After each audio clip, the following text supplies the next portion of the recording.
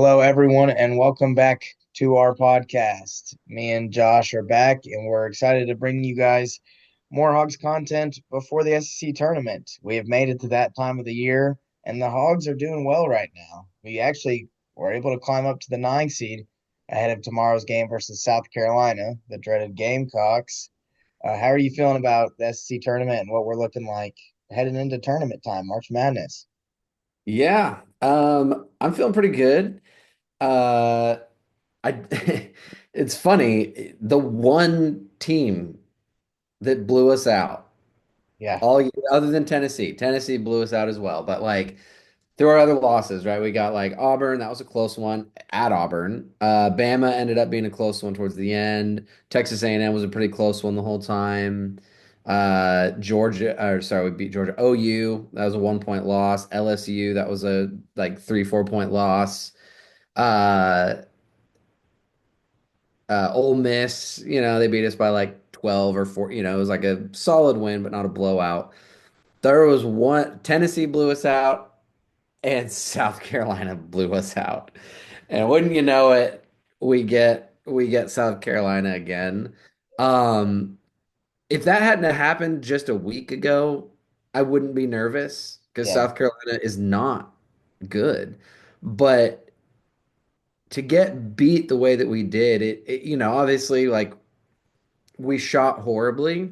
yeah, We missed a lot of opportunities, but the other side of the equation is like, does South Carolina have a just weird little matchups problem with us? Like is it purely just like they had a miraculous game and we had a horrible game? I don't think so, because even South Carolina's stats, especially the first half, weren't great stats when we played them before. So I'm like, maybe it's just like Murray Boyles. Like maybe we just don't have, especially with Thero obviously yeah. being out. If we had Thero in, I would feel way better because he actually is a good matchup for Colin Murray Boyles. They're similar in size and physicality. But without that, like Adu is too slow to try to guard him. Trevin is too skinny to try to guard him. Z is too like uncoordinated. He's not quick enough, and to try to keep up with him. Um, Carter Knox is too small, like to really like impact him too much, and the list goes on from there. So I'm just like, I don't know. Like it could be one of those things where like we throw some like stunts at him, throw some double teams at him, and force someone else on their team to score. And they don't have really many other options. Pringle's okay. I would like to see Brazil do better against Pringle.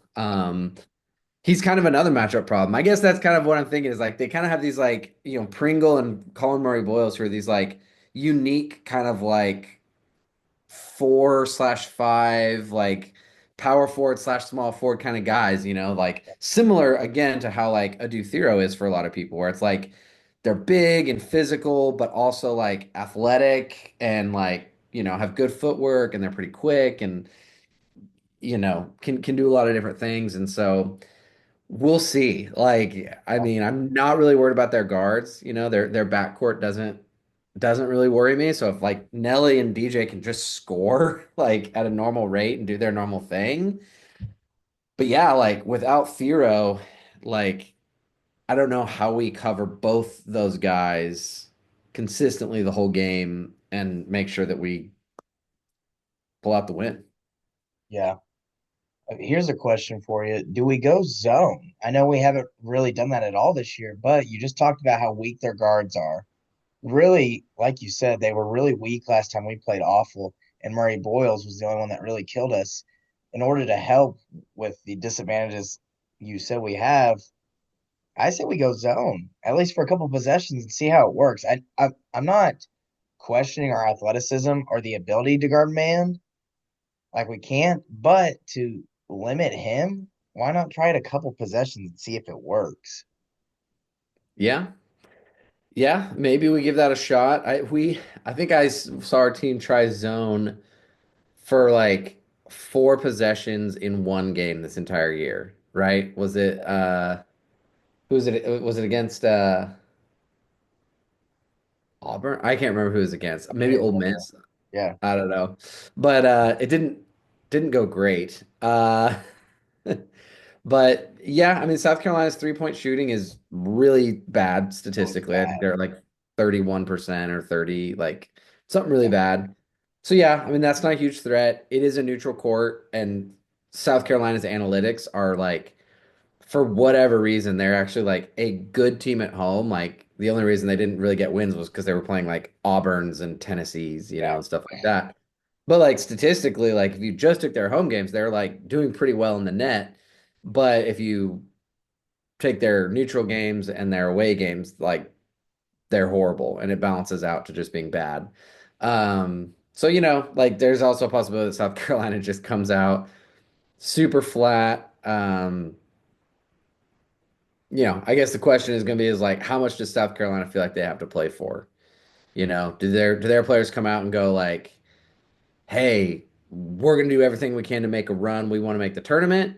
Or is there a team going to come out and say, like, yeah, I've already started talking to coaches at another team. I'm ready to transfer.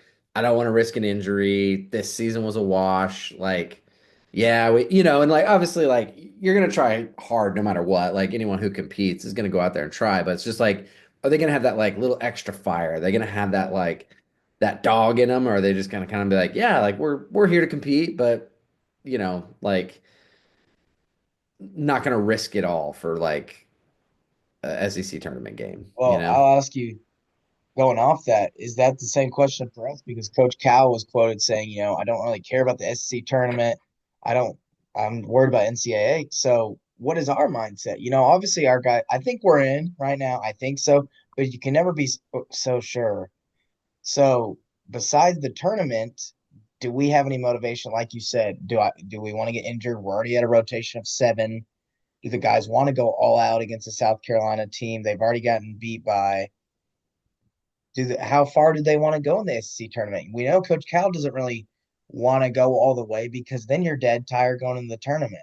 So do we yeah. win? Like, what are we looking for in the tournament? Do we want to just win tomorrow and then Ole Miss done? Like, what is our mindset? What do you think? It sounds like that's the plan is Yeah, like beat South Carolina to just to yeah. give the Make sure. committee Yeah, make sure, right? That way the committee doesn't have that thing of like they lost to South Carolina twice, you yeah. know.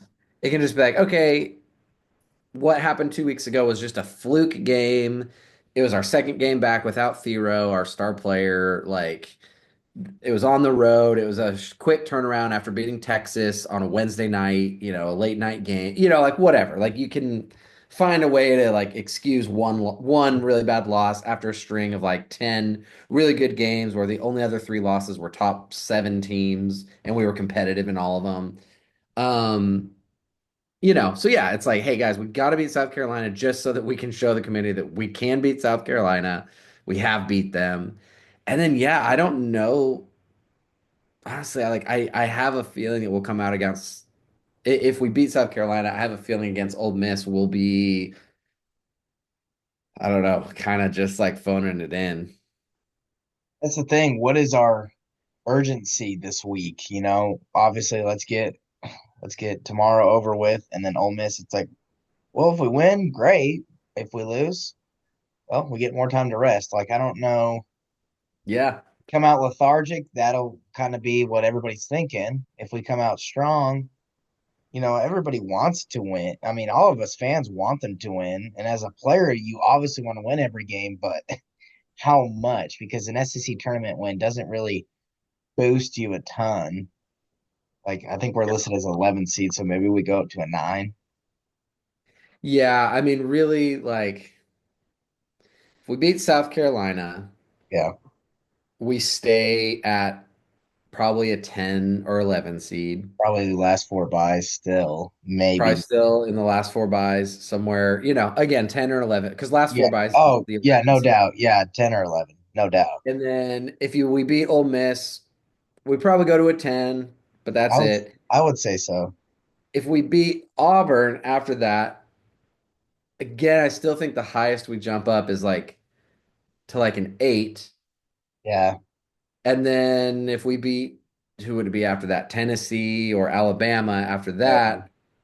that, uh, then we probably like cap out at like a 7 seed. I would, and then if we win it all, and beat again like a Tennessee or Bama again, like I still don't think that we ever move above the 7 line. I don't either. Just we have too many losses on our record.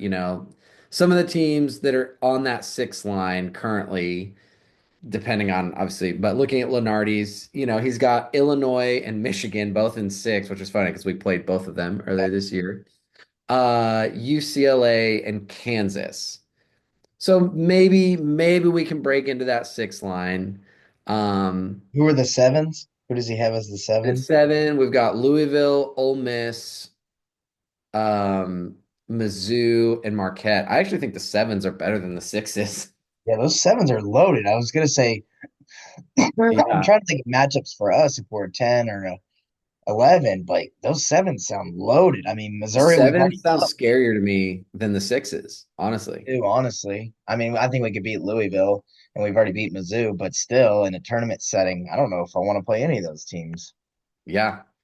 Seriously, I don't want a team that can just like get hot, Like I want a team that's more like disciplined, a little more like Can't shoot consistent, like solid play versus like that team that can just like go off for like 95. like a Um, Mizzou. Mizzou can go off at any time if they're shooting hot and just score 100. exactly. But like in Illinois, they're a good team. They beat us earlier in the year, but like they're not a team that's just gonna like go crazy on a streak, Like they're a team that's going to win by getting 70, 75 points and like playing like good defense, good like same with Michigan, same with like so yeah, like I would almost rather like depending on how it all shakes out, I'm like I'd almost rather stay and also staying at the 11 line if you win a game, you're playing a 3 seed versus if we get up to a 9, then we play number 1 in the round of Yeah, 32. that's my fears. I don't want to get up to the 8, 9, and then have to play a 1 seed in the second round. Yeah. If we get up to a 10, we play number 2. So it's kind of like that 11 spot is like actually kind of perfect because the 6s and the 7s are all still really good teams, like you're not getting much Yeah, different. You're not getting a drop off between the 6 and the 7 seed, but you would be getting a drop off in the round of 32 between playing a 3 seed versus a 1 seed. That's the difference between playing Auburn versus A&M or oof, playing like Duke versus playing like Kentucky, and it's just like I'd rather see I'd rather but how's Kentucky still 3 seed? They're not seriously, top 12. They should be honestly they should be a 5 seed in my opinion. they should be. Yeah, That's we have not really been getting a lot of love, at least from the no like zero. analytics. Like zero love from the analytics, a little bit of love from obviously like the analysts. Lenardi has us like safely in, like last 4 buys, but like the analytics I think still have like OU ahead of us, like in like rankings and numbers and stuff. I'm like, we finished ahead of them in the SEC. Like we're number 8 in the or number 9 in the SEC, and they're like number 12. Like that should count for something. Good. Like we have the same record, better record in the SEC. Like, anyway, I'm just like, how is OU's analytics like still this much better than ours? Like it just doesn't make sense. I'm guessing they're going off head to head a little bit because they beat us. I'm trying to think of quality of wins. I mean, I don't know if OU has that many better wins than us. That's what I never understood. And then what was frustrating me last week was how Texas was like right ahead of us. I'm like, how? Yeah, We've beaten them twice at their place and at our. There's no way. And we have. seriously. I don't know, but I go with Lenardi's mostly, and he's got us safely in. I feel as long as we don't lose tomorrow by 30 again, I feel like we'll still be safely in, even if we lose a heartbreaker. Yeah. Just because we won both games last week, I think that Yeah. was I agree. Um, yeah, I was looking at OU's real quick. So they in the non-con, they beat Arizona and Louisville. And those have both like held up as really good wins, and they beat Michigan. Then they came out, they lost four in a row, just like we did, but then they Mm, beat us. Uh, then they kind of like won a couple, lost a couple, and then they lost five in a row, 5 game losing streak. So that ties mm, our worst losing streak, yeah. including a loss to LSU. And I think they were at home. Yeah, they were at home against LSU. Um, and then they beat Mississippi State, Mizzou, and Texas. So like their Pretty record, even. like it's pretty even. So I guess the head to head got us, but I mean we had two more wins in SEC play than they did though. And that Michigan win is huge for us. That Michigan win is, It's held up. yeah. Yeah. So, I'm glad Michigan has continued to like perform. so what are your thoughts about Boogie Fland potentially coming back? That's been the rumor swirling around. Thero, I haven't heard much about him either. Nobody Yeah. really knows about him, but Boogie is apparently, according to sources, preparing to play. Do you think we should put him in the Here's starting lineup if he can, or what is his role here's if he is able to come back? first, and no one really watches our podcast, but I'm just gonna rant anyway. Arkansas fans are showing their poverty status with this Boogie Flan situation. So when you're a blue blood, right? When you are an excellent program, when you're a Duke or a Carolina or a Kentucky, and you have a player, you're used to having great players. It's normal for you to have a player that's drafted in the top 10. So when you have a player that gets injured and says, "Hey, I have to sit out because I have an injury," it doesn't even cross their mind that like this guy is wouldn't want to play for your team. You know what I mean? Like a Duke fan doesn't sit there and go like, "Oh man, like Zion needs to sit a couple games. This guy just doesn't care about Duke. Like this guy just doesn't care about our team. All he cares about is his lottery pick, his draft pick." No, they go like, "Dude, we know that if you could play, you would play because you're a competitor, you're an athlete, and you're proud to be at this program. But yeah, injuries happen and it sucks. But like we understand, like you gotta sit. And then when you get drafted, like good for you. You know, like that's great. Like those blue blood programs, those high quality programs also know that like coming back for one game in March doesn't change your draft stock. Yeah, Like you're not going to go from a 30th pick to a fourth pick because you had two good games in the tournament. yeah, Like it's like maybe you go from 25 to 24, but like analysts and like NBA scouts, they're looking at like your full body of work. They're looking at what you do at the combine. They're looking at your high school. They're looking at like your habits. They're looking at like everything.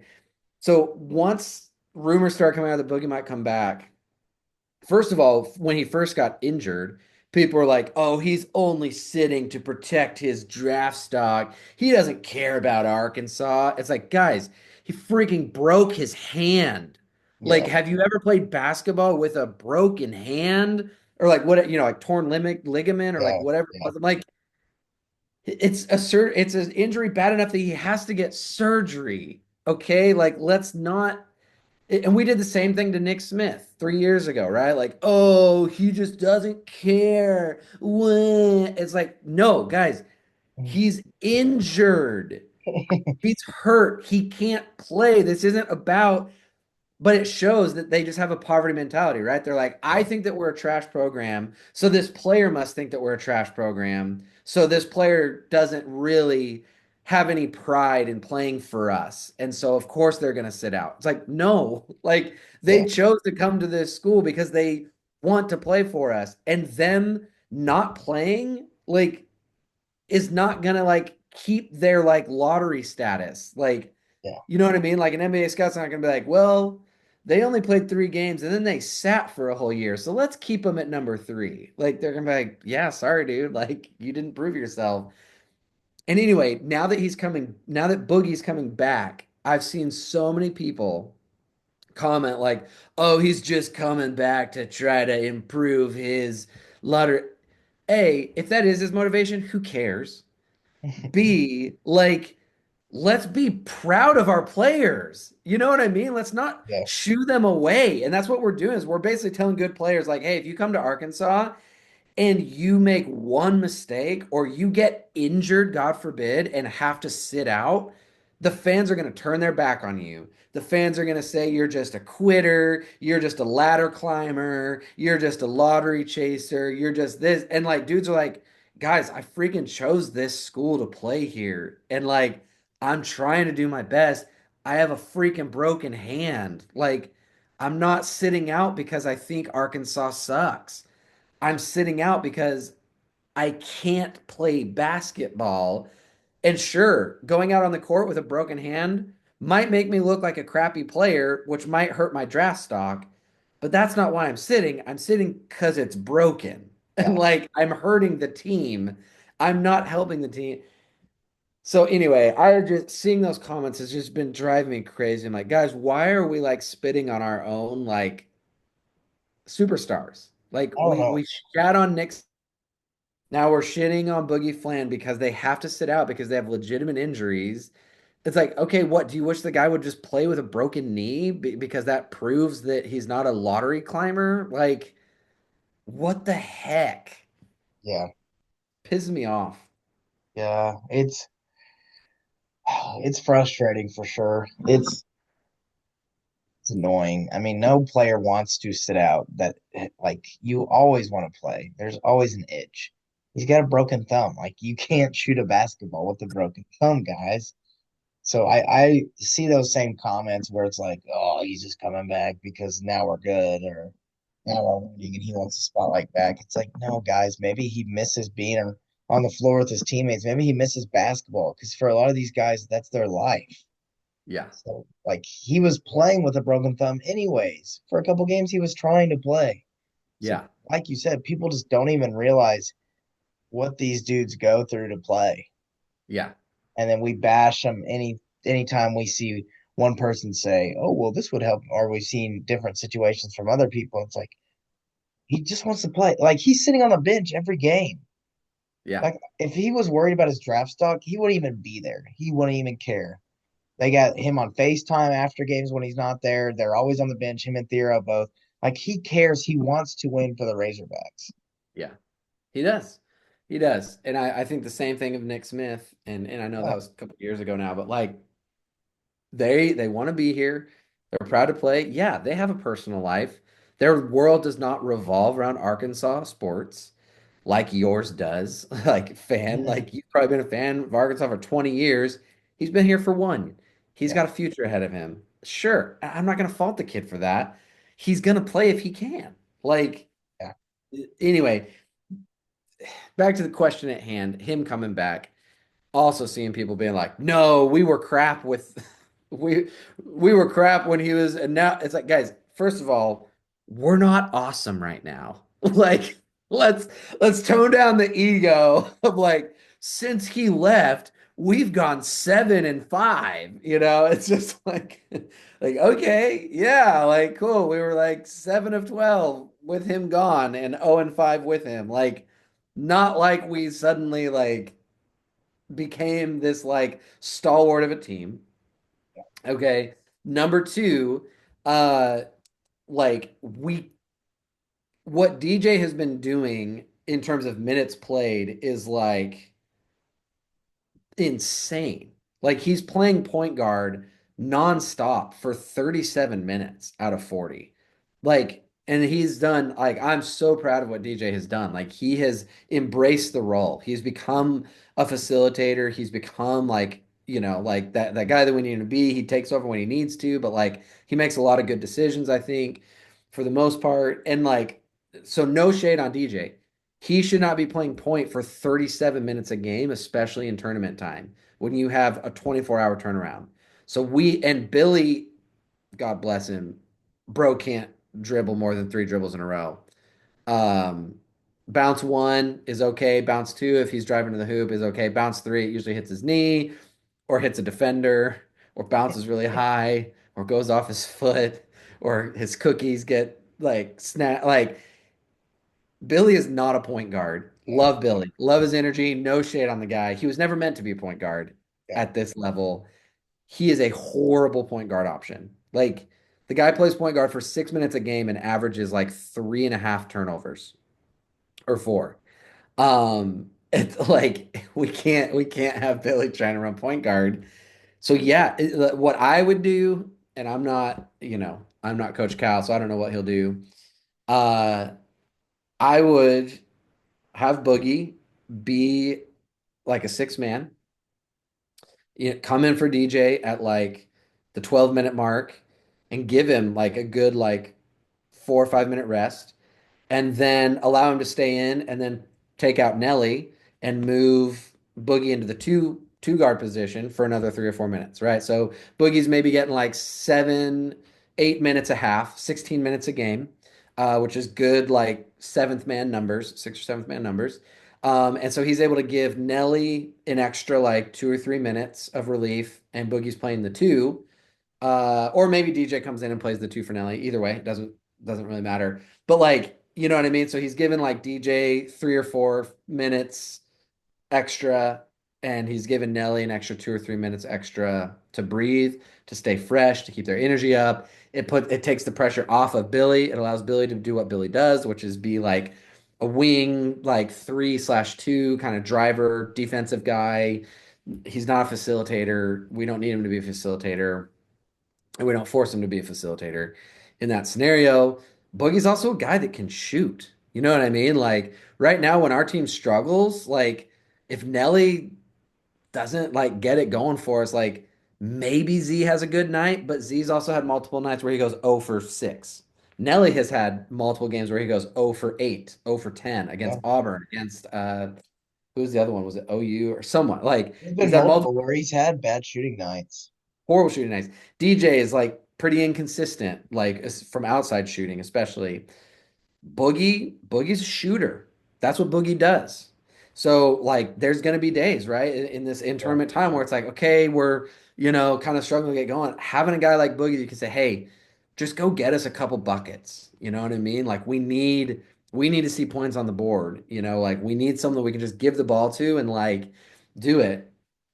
I've seen people saying like, well, he wasn't look at our team, we lost, he wasn't a great facilitator. He was averaging more assists per game than any other point guard in the SEC other than Ziegler.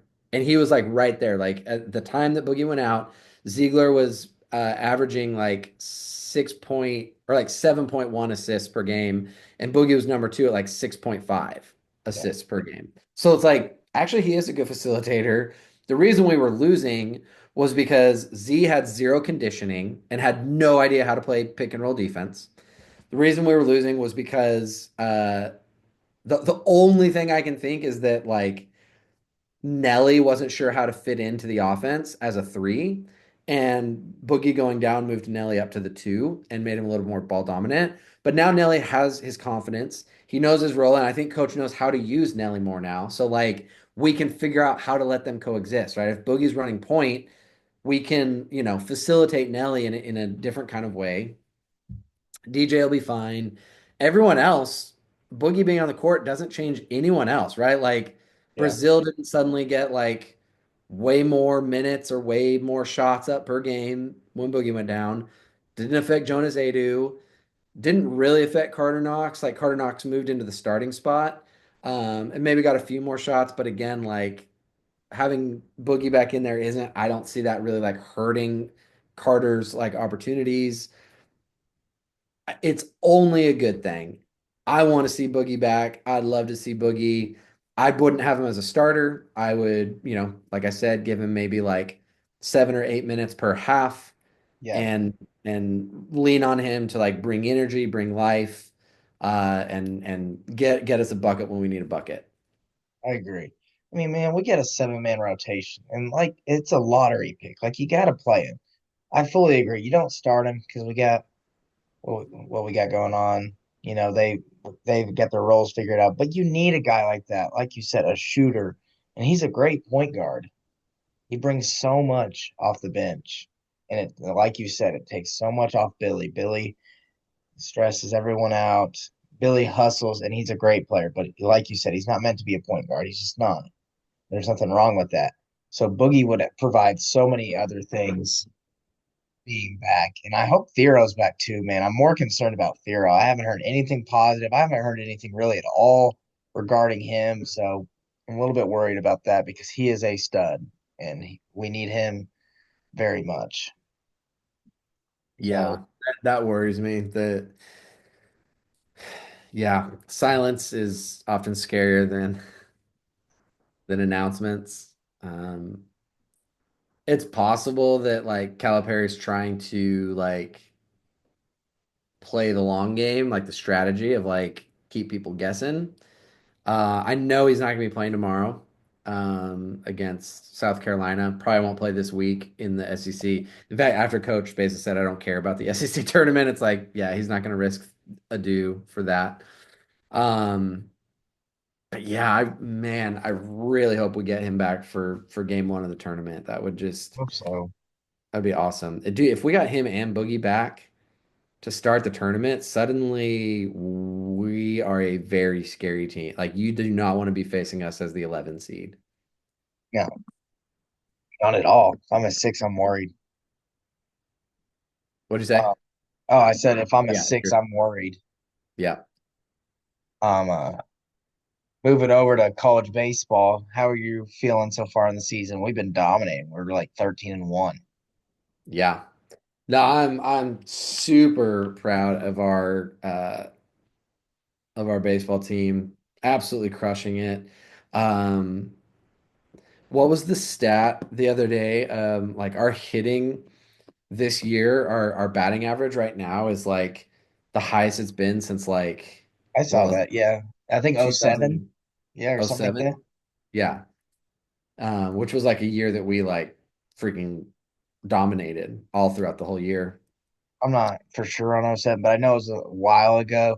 And I mean, we're up 9-1 right now in the sixth against UCA. So it's not like it's going down tonight. We got 6 hits. So, yeah, Nate Thompson gets so much hate about our hitting. Our hitting's been our struggles. We've talked about it so many times. So far this year, we're hitting pretty well. We're hitting Yeah. much better than I expected. I mean, we're putting up consistent runs, 4 to 5 a game. That's all you need to win with our pitching. Our pitching's been good.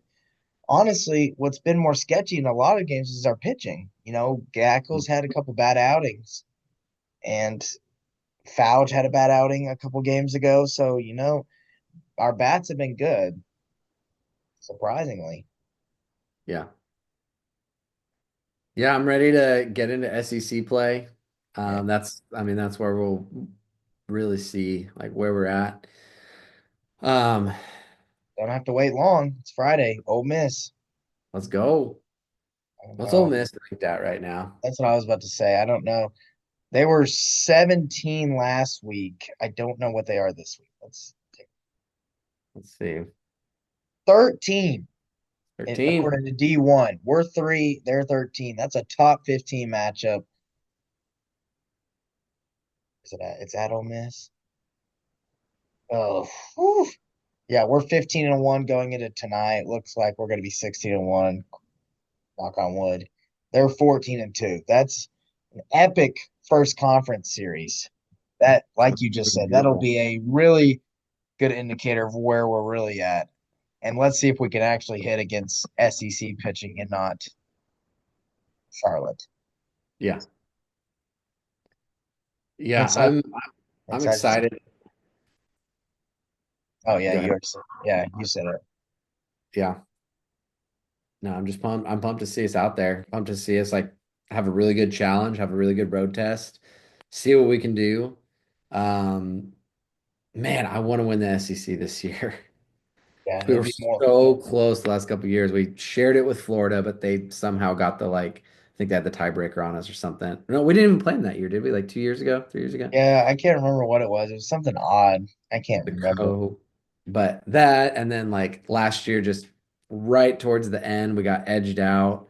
A&M took us down, and I think we lost to Tennessee as well. Anyway, I'm like, I want to win the SEC, Yeah, and I want to get to Omaha, obviously.